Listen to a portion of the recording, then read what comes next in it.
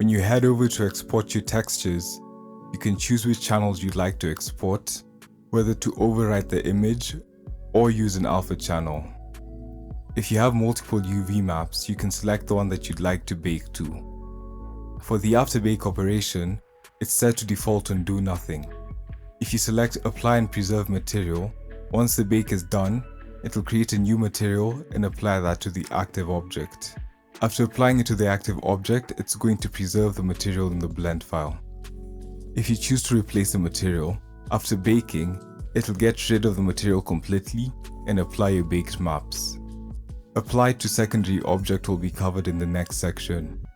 Below that, you can set the export resolution, samples to be used, and the margin. The apply to secondary object option allows you to create a copy of your object, remove the material from it, and link it to a different blend file.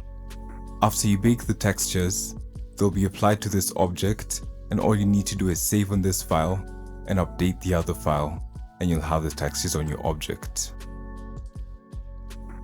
In this section, we're going to talk about baking support maps. To do that, you need to enable the bake preview mode. Once that is active, you'll have to select your UV map. You can preview different bake modes by clicking on the screen to the right.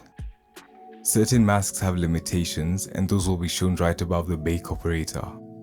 If the bake operator is grayed out, you need to select the object you need to bake from. The poll will be set to active, and you can then bake your map. In this section, you'll see two different blend files but with the same object. When baked, one map will override the other map.